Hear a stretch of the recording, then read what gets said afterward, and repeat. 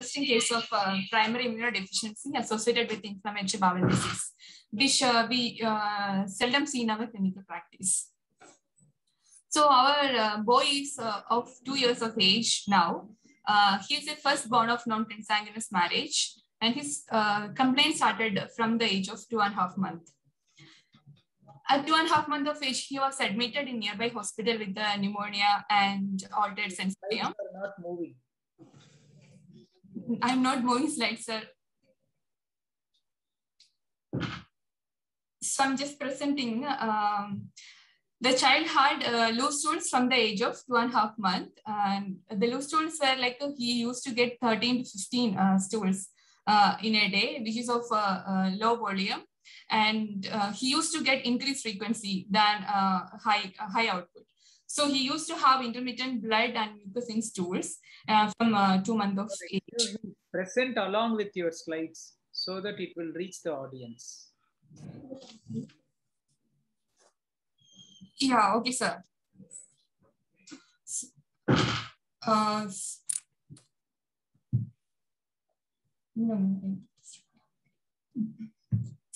He had the loose stools and there is a failure to gain weight, which was also noticed from the age of 2.5 months of age.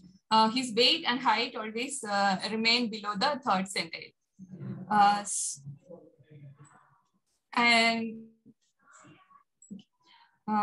So he was on exclusive breastfeeding till 6 months of age.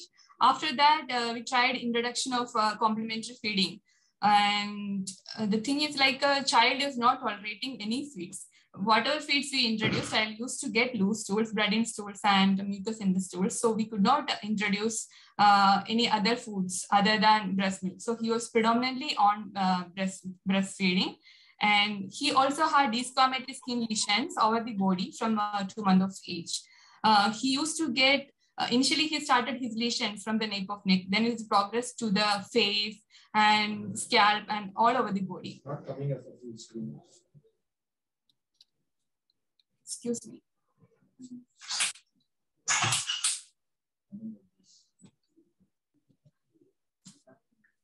You close down and then we shall.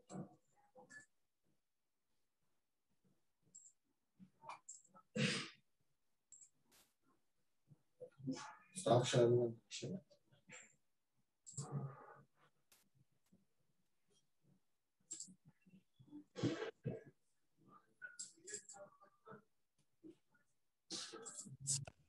It is there. Okay. Proceed. Yeah, it's Okay. proceed. Sorry, sir, there is a technical error. So he also had desquamated skin lesions from the age of 2 months. Initially, his skin lesion started from the nape of neck, then it progressed over the scalp and almost all over the body.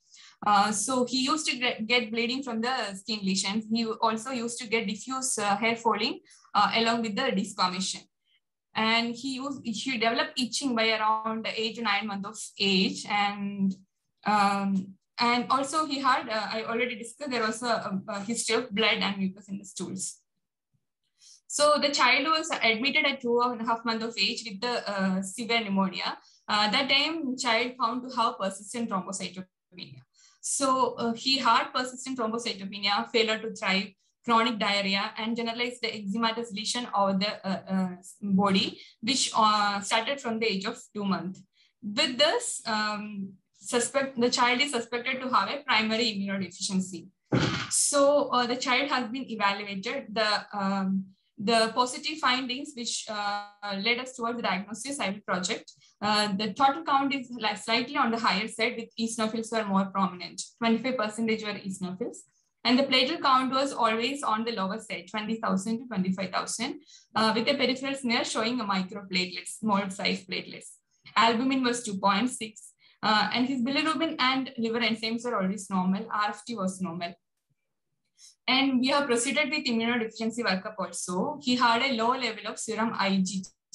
And the lymphocyte subset workup like a CD3, CD4, CD8, and CD19 cells are well with normal limits. And With the clinical scenario, the typical features of thrombocytopenia, eczematous skin lesion, and failure to thrive, we diagnose a child as viscid artery syndrome, which is confirmed by genetic study also. And child has been started on monthly IVIG infusions. But the loose stools were persistent for the child. He was not gaining weight. We could not introduce any feeds. We even tried elemental formula like Neocate, which the child was not tolerating that also. So we have thoroughly investigated the loose stools. We have ruled out the infective focus. So the field care calprotectin was on the higher side, which was suggestive of chronic inflammation, which was 520. And we proceeded with colonoscopy, and we can see the typical features of punched out ulcers, pseudopolyps, loss of vascularity, and diffuse erythema over the colon, which was all suggestive of ulcerative colitis. And biopsy was also suggestive of ulcerative colitis. Hence, he has been started treatment with mesalamine and prednisolone. In spite of treatment with steroids and mesalamine, his loose stools were continuing. He was not responding to treatment. Finally, the child underwent bone marrow transplantation. He was a single child. There was no sibling matched donors. So he underwent a haploidentical bone marrow transplant, which was a T-cell depleted transplant. And he had such a stormy course during the time of transplantation. He had GVHD and multiple viral and bacterial infections. And he has discharged after a hospital stay around 2 months. So this is his picture. You can see before transplant and after post-transplant. When we came to our OP on the last visit, he is gaining weight, he's growing height, and we could introduce normal diet for the child also. He's at present taking normal diet. So colonoscopy, we had a repeated endoscopy after 6 weeks of transplant, which is also show a normal study. The colon was appearing normal. Biopsy was also normal. So just few words about the viscid artery syndrome, which is an extreme primary immunodeficiency disease caused by mutation in the WS protein. 5 to 10% of these patients with viscid artery syndrome can develop inflammatory bowel disease. This is a study published in 2019 in a Journal of Immunology, where they are looking for the pathogenesis of the inflammatory bowel disease, which is associated with the primary deficiency. So they found out that with the immune dysregulation occurs in primary immunodeficiency, there is an alteration in gut microbiome. There is a change from protective microbiota to the pathogenic microbiota in this intestine, which is contributing to intestinal inflammation and which leads to progressive diarrhea. So this is a systematic review which is published in August 2021, where they have searched for almost all cases of inflammatory bowel disease associated with the primary immunodeficiency. So in most of the cases, the inflammatory bowel disease was not responding to medical management, which was resistant to medical management, and finally subsided by stem cell transplant. So viscid artery syndrome, also the last line of treatment, the ultimate mode of treatment is bone marrow transplantation.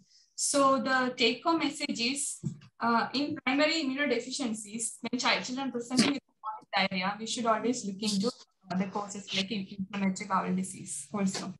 And bone marrow transplantation is the ultimate treatment option in primary immunodeficiencies associated with inflammatory bowel disease.